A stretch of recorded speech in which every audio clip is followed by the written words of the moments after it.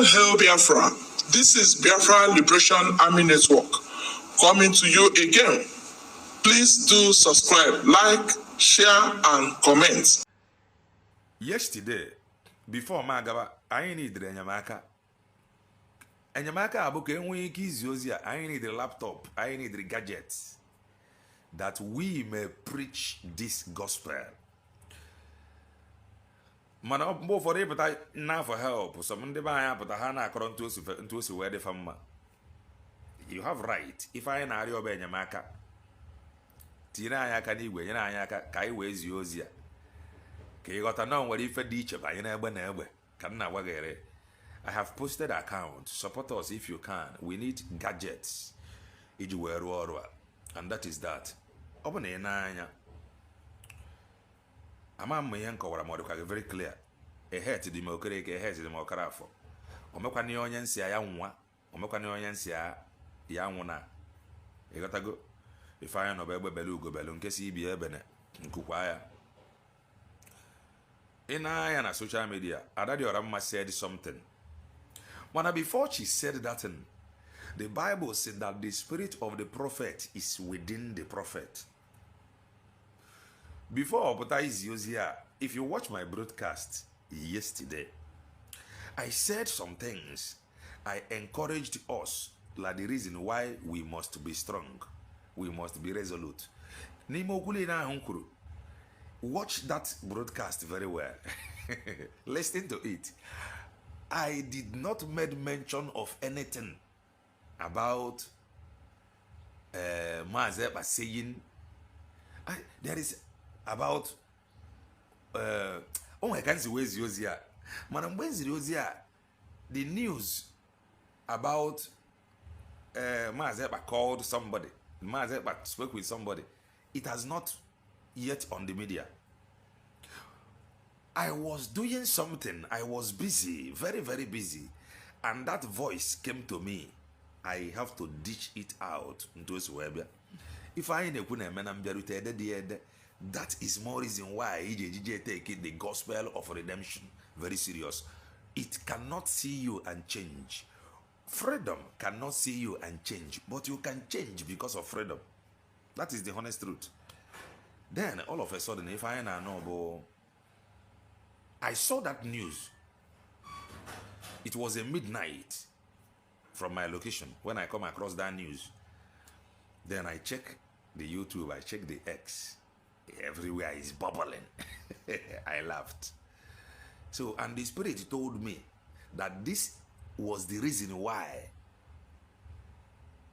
I was instructed or I was disturbed, troubled to say the few things that I said, which I kept.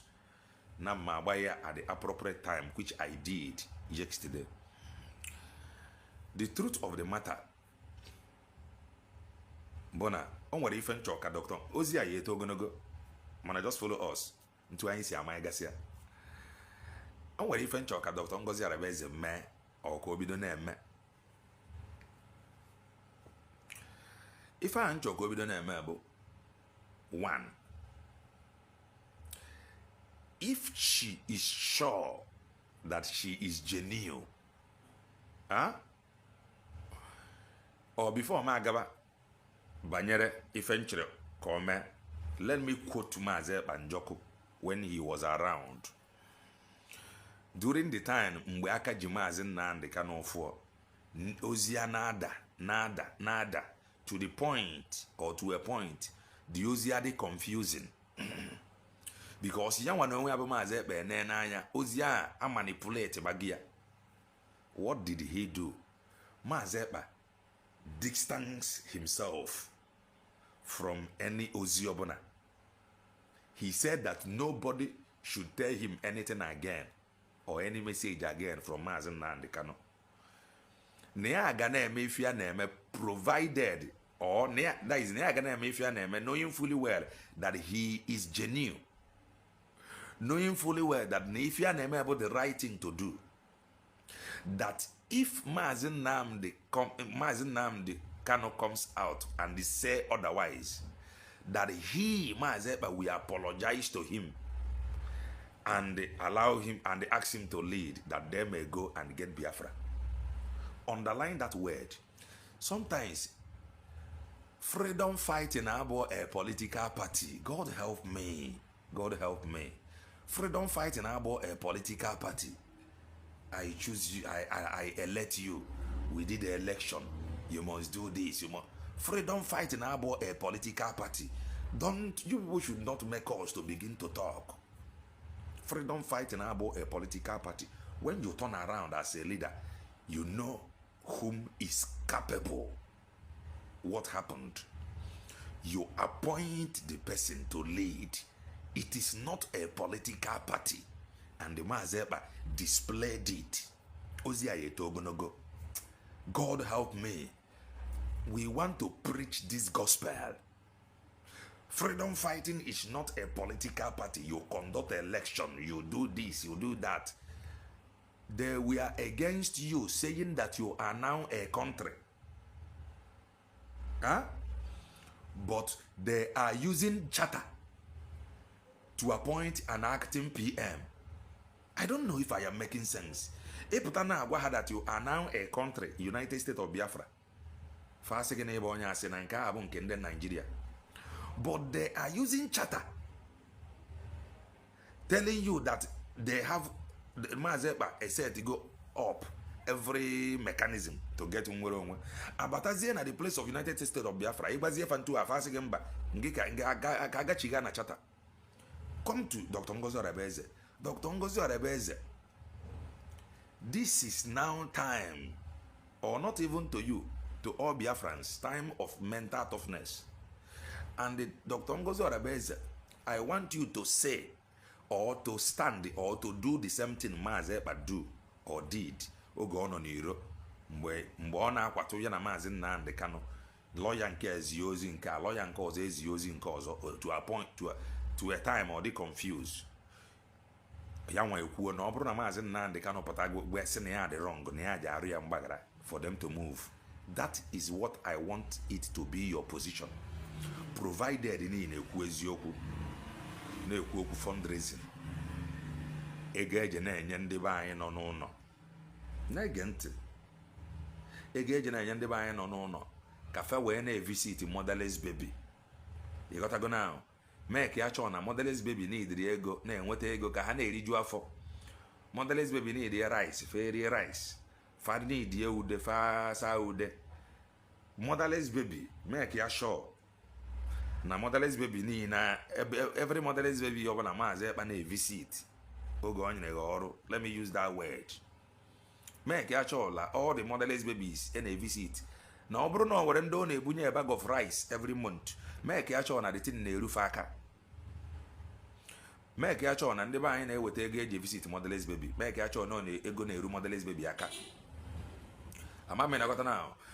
Make ya sure na ịdị genuine. You got to go. Rapụzie ndị asịrị ka fakoba. Maazị Ekpa pụta said that you were wrong like some of your decisions, which we do know that you are not God. Every human being will make a mistake. Opota said that you were wrong like some of your decisions. You knowing fully well that lady genuine. Apologize to him and they ask him to lead. That is what I want to tell you. Makana, you cannot stop those that is telling you, or that was telling you that this to return to Brigi. You cannot stop them from telling you to return to Brigi, and you cannot stop them from doing anything, or even to the point of causing confusion to make sure that they confuse our people. Manange when they show na ekunuzo eziokwu, they show na motherless baby ya na aturu ego eji ego yinni na fa na enwetia. Stand on that very truth that you know, or on that you know to be truth. Kureba Maazị Ekpa pụta. Ikureba anyị na-arụ ọrụ ọnwa offices ndị ji na-eme iti na-akọwagasịrị ife ndị be anyị na-agabiga na abroad na-eme ya. Motherless baby nọ na be anyị na-eriju afọ. Rapụ ndị na-akụ asịrị kafakoba. When Maazị Ekpa comes out and they say otherwise, apologize. That was the exact word of Maazị Ekpa Njoko. Oge ọ gbajiri dọrọ. The truth is that you must get tired of where you are before you take a step or a decision. Maazị Ekpa got tired of this information and misinformation, order and the counter order. He got tired of it. He stood with his two legs, Kidibam. That he know to be right. Maazị Nnamdi Kanu pụtakwu otherwise ya arịọ ya fa agaji nweta nwere onwe. That is what I want you to do. Remember, Dr. Ngozi Orebeze, you said that some people, before the declaration, that some people came and was saying, na Maazị Ekpa said, ka cancel that very declaration in Finland. You have said it. Or those, okay, after you said it, you refused. Eganiru, redeclare Biafra. And on the video, or in the video, we saw that some people wasn't happy. All of a sudden, I know that you cancelled fundraising. You debunked them. All of a sudden, Fekuboku Chata. All of a sudden, if I was honorable, return to Brigi. These people that want you to return to Brigi, they cannot stop. And you that know that you are convinced that you are doing the right thing, every motherless baby, very, very important, they receive rice, makago. Make sure na they receive rice. And they encourage our people to go and farm. Encourage them. Kafatinyi fenane. Encourage them. Kafatinyi fenane. Na agwo di n'obodo. Encourage our people to go and farm. To go and farm. If there is any support to make sure that our people farmed massively this coming season, encourage them. Do the right thing. You cannot stop people from talking about you. No president of the world, overall all his citizens like his or her policies. No governors of the world, overall all his citizens like his policies. Amami na goda now. Mana ife mu wana ekwu obo ka anyị gara iji aka anyị na-egbu onwe anyị. Maka na egbuo dike na ọgụ ụnọ. Mbosi nke bụ ọgụ da achọba dike. Ka anyị rapụ kene ndụ ọjọọ. Freedom fighting movement abụrụ a political party. Oh, now my friend, you know that this your friend is not capable, that this your friend cannot handle this post. It does not matter.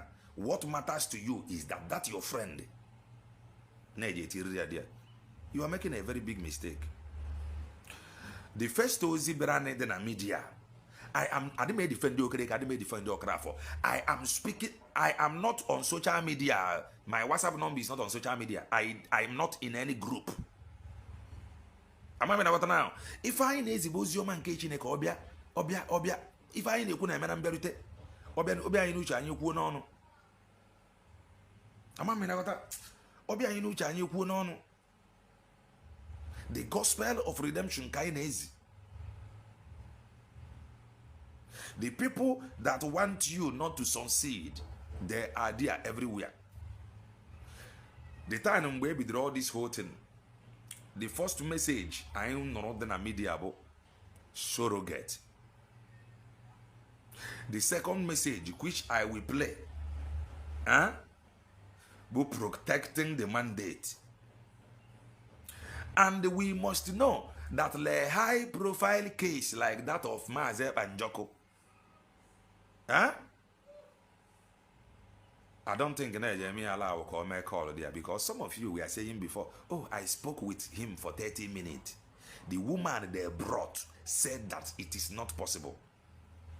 So you mean no naga or no Maazị Ekpa debia with a smartphone near Wi-Fi or name call Gana Galvant name order, so he can actually be leading from him.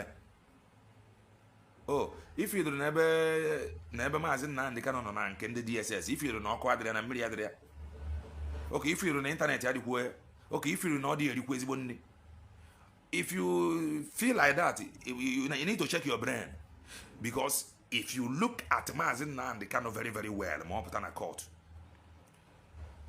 it matter no ne rinni, it matter no na saro, it matter good no na supu akuyocha. Maybe because no be high profile case, ebe de very high ditch and ebe ndi ozono. Mana o go somebody put on a second ya no ebe okbro call.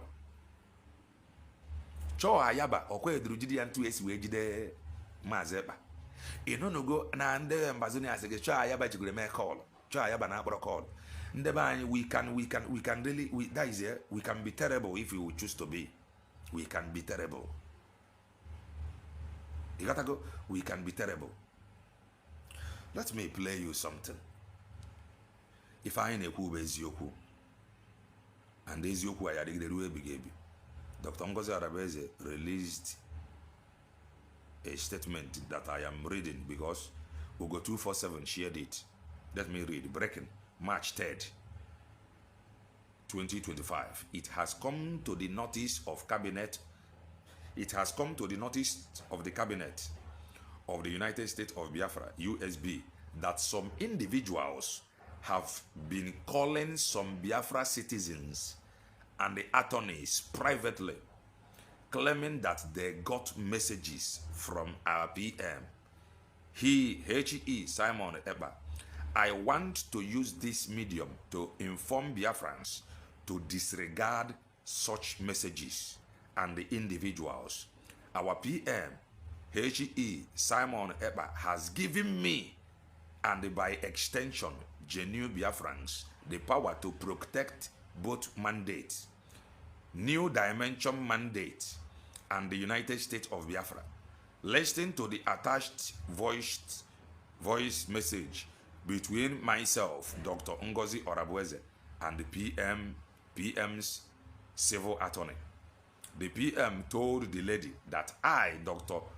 Ngozi, we understand what he meant by mandate.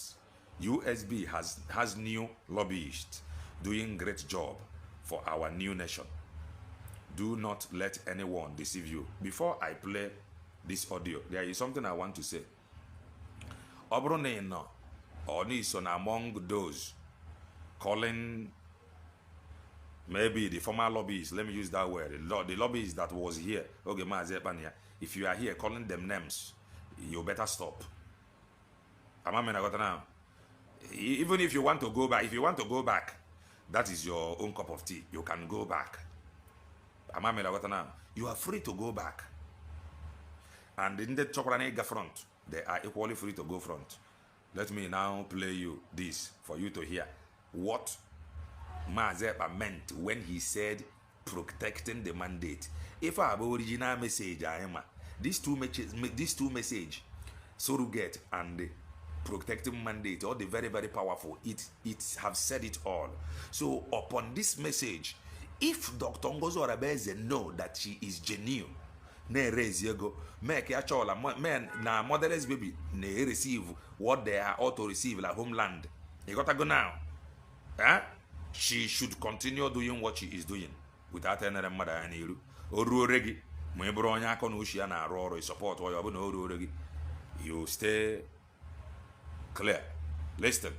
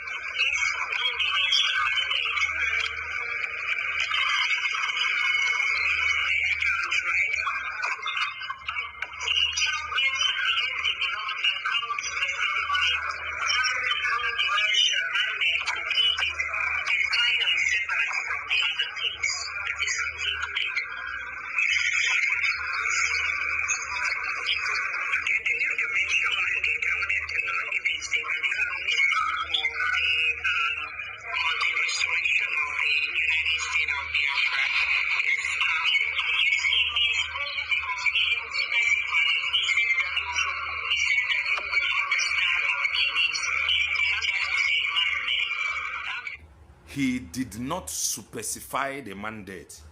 He said that if she go and tell Dr. Ngozi Arabeze to protect the mandate, that she will understand.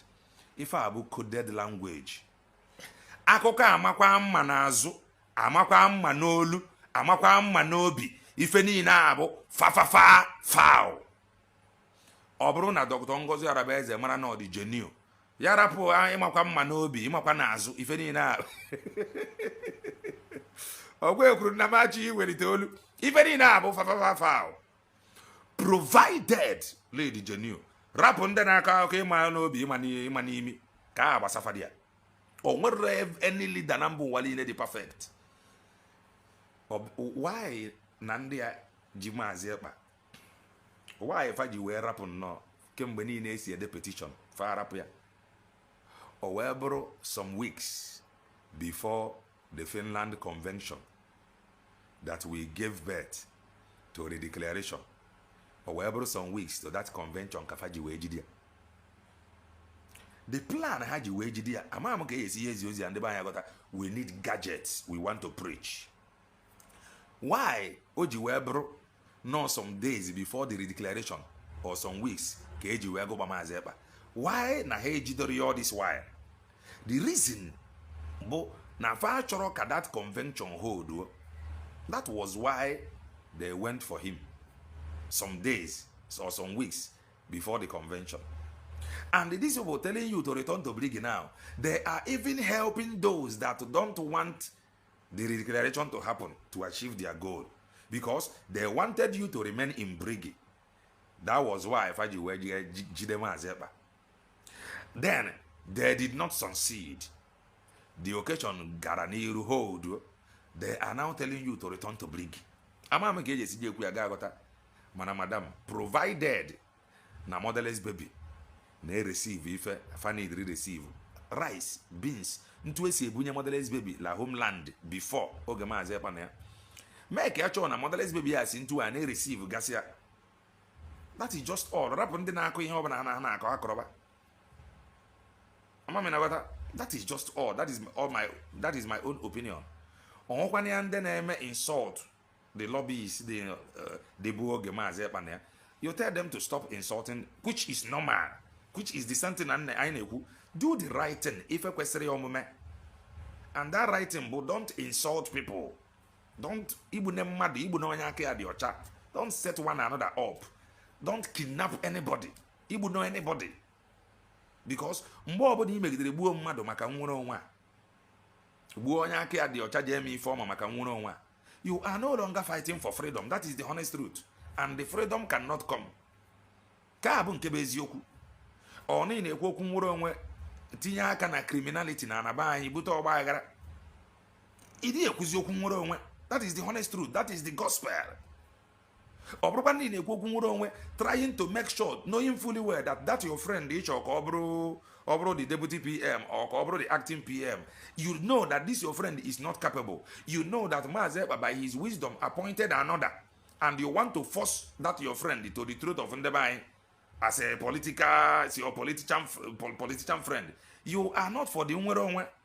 The Nweronwe cannot come. The spirit that walk with Nweronwe cannot be with you. If you are running propaganda against your brother, against your sister, because no na aru ezi oru ahụ na aru na-enweghị iwe, the Nweronwe cannot come. We must become like the sons and daughters of Issachar that understand time and season. If we did not, to the point of understanding time and season, understanding the mind of God, what God ought to do, Nweronwe amambia, anyị ji onwe anyị. Maazị Ekpa said, Maazị Ekpa did not say. Huh? He said, coded language, go and tell her to protect the mandate. And she tried to find out the mandate exact. Try and get your earphone and listen to it. I have been hammered on this. If you tell her about the mandate, she will understand. Yeah? Okay. Somebody.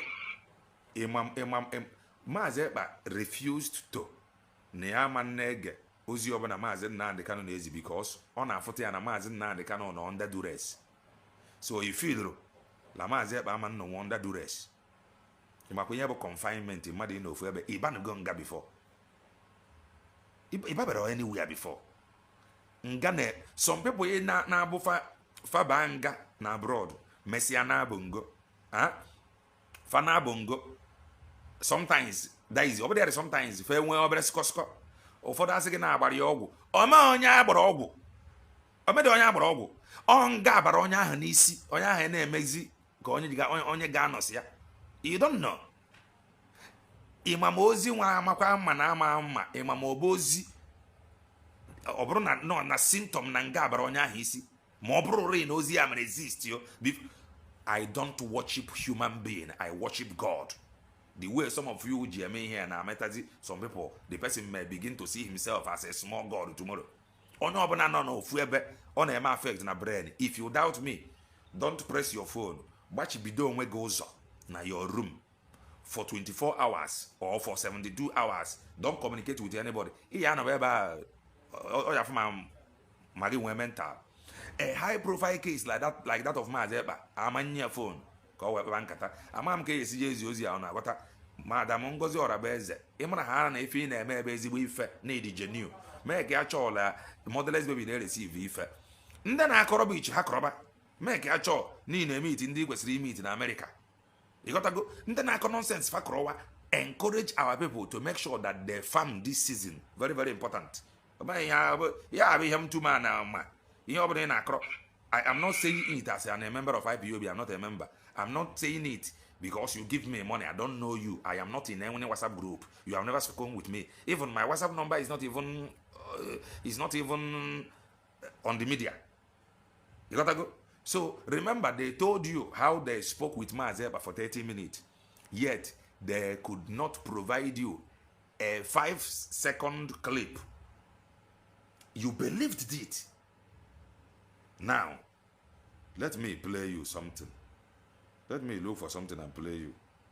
Because some of you are there, got now. Listen. This video is in the comment section of this very program that I just played, or that very audio that I just played. Listen to this. Let me use the opportunity to also let Biafrans know that I spent almost 30 minutes talking to our Prime Minister. He said that he spent almost 30 minutes talking with our Prime Minister. Yeah, Maazị Ekpa Njọkụ. Oge na-ekwu ihe a, oge this thing na-circulate. I said here that this cannot be true. Ị ga-ababe n'ime before. Ị ga-agaba abroad. Ị ga-ababe nga. Ị ga-ababe one place. Ị ma nghọta ife a na-ekwu. Or somebody like Maazị Ekpa now, you believed. Remember again that he spoke with Maazị Ekpa for almost 30 minutes on the phone. Remember, since that time up to date, anybody nobody have come out and he said that Maazị Ekpa actually called him or her. Now, nobody have come out during this time that he spoke with Maazị Ekpa. How can you convince me that Maazị Ekpa was the leader of over 70 or 80 million people? Or they were getting that 70, 80 million people by the side within his cabinet. Among all his cabinet, that he only called one person. One person. How can we believe this kind of message? And that person that he called did not deem it fit to beckon on him to record a minute or a second or 3-second voice note. Convince up to date. I listened to her Diorama. She did not play audio.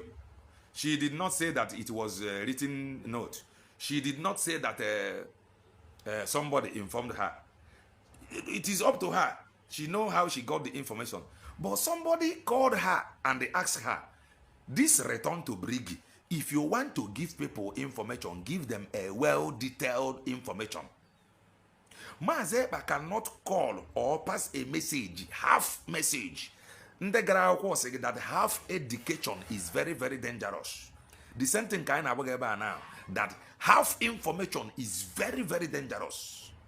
If Maazị Ekpa want to pass information, he must pass a well-detailed information. And limit that well-detailed information. The Spirit of God and the Spirit of truth in you. When you listen to it, if he was misinformed, you will know. We are not into politics. If I have a political party, now. So a caller asked Diorama, please, now that you said that Mazepa told you that Biafrans should fall back to Briggy, who is now going to be the leader of the Briggy? She could not answer. She did not answer you. She said, no. She don't want to talk about it. She don't know. How can we now go to Briggy without somebody leading? How can Mazepa told you to return to Briggy? He should tell you, return to Briggy. Briggy, where Ogenkere is leading. Return to Briggy. I am the one that instructed them. And manipulation I say, ajoku nabia, ajucha nabia. All this manipulation and the concocted messages nabia, it will force us to begin to dig deep. I'm a political analyst and a content creator, a preacher of the gospel of redemption. I'm not a freedom fighter. Ayana goes deep. So Mazeba this information without giving it to you well detailed. Okay, returning to this brigade, is it in this brigade she will protect the mandate? Returning to this brigade under whose leadership? Because over Mazeba chinye instruction like that. I told them to conduct election. Or just like as Dr. Moses Rebeze played that audio, he instructed you to protect the mandate and he did not specify it. He said that if I tell you that you will understand, how come Mazeba pass half information? Remember, now they will go and manufacture another one and they come out where that audio came from. Or you can equally go and tell him that our people is now asking question that message was not well detailed, that we say that the message did not come from Mazeba. Remember, some months ago, Emmanuel Oremijus has been saying something pertaining an audio, AI audio, that they want to use, a clone AI audio. I was surprised when I watched him again. He just suddenly forgot about what he normally said. How they went struggle. I do watch him. He said that he is getting information that they are planning to release an AI audio. He said it.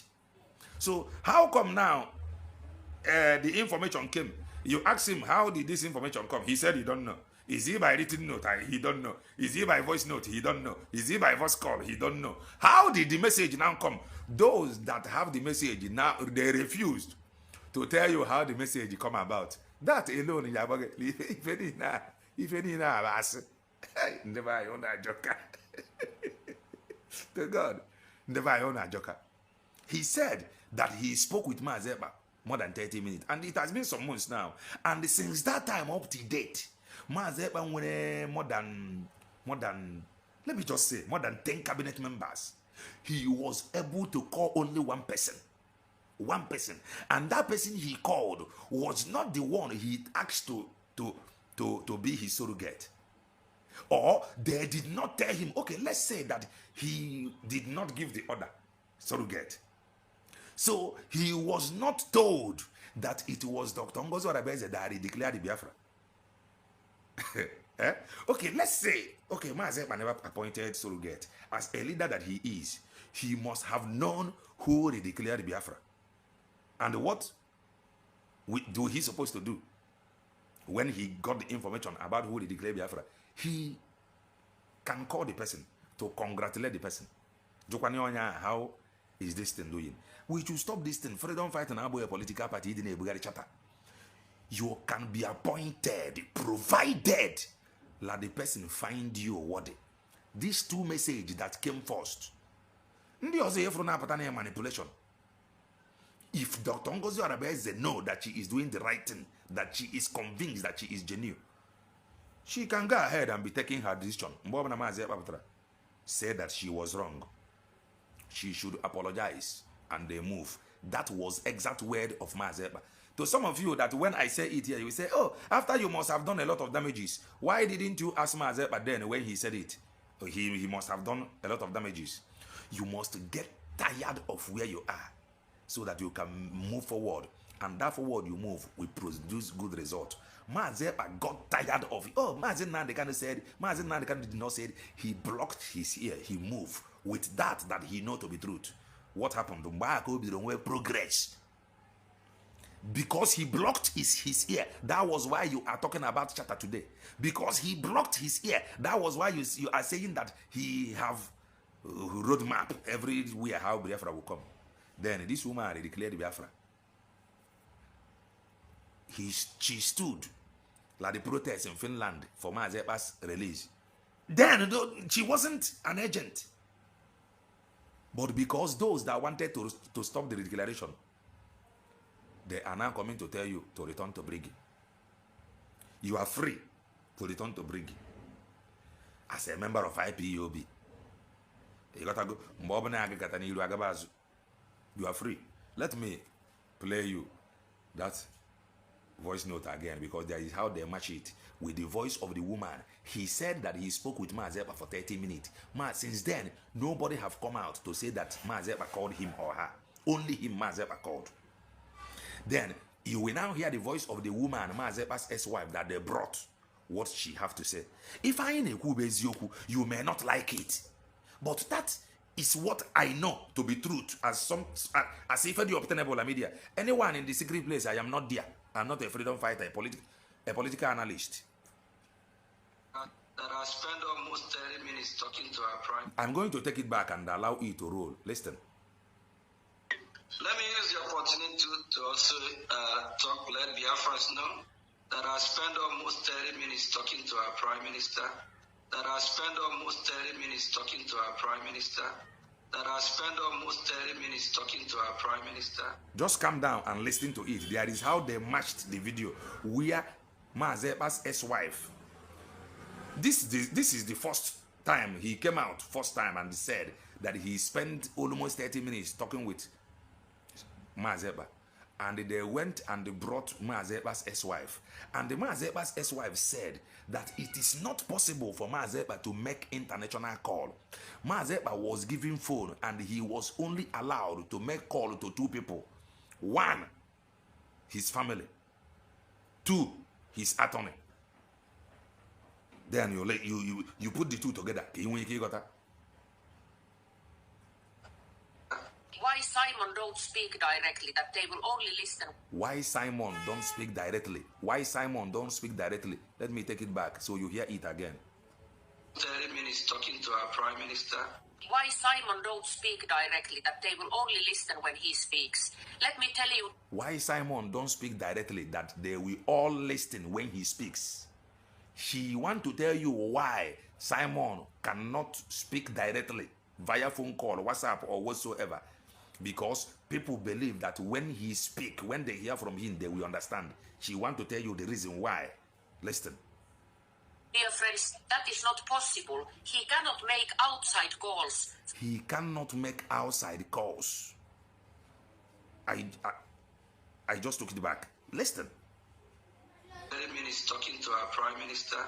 Why Simon don't speak directly, that they will only listen when he speaks. Let me tell you, dear friends, that is not possible. He cannot make outside calls from that prison and WhatsApp call. He cannot make outside call from that prison and the WhatsApp call. Listen. Calls from that prison and WhatsApp calls, like almost nothing. That I spent almost nothing. We don't hate anybody. Propaganda and you are setting a brother against a brother. You are setting a sister against a sister. And I said, if Dr. Ngozi Orabeze is genuinely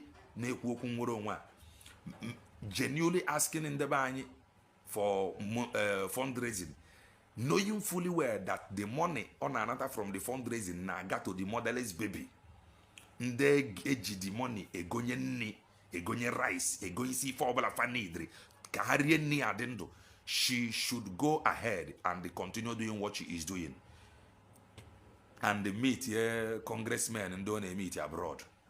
If Maazị Ekpa comes out and said that she was wrong on some certain decisions ya nwata ekere ọrịọ ya mgbagara provided not the genuine fa agaba n'iru.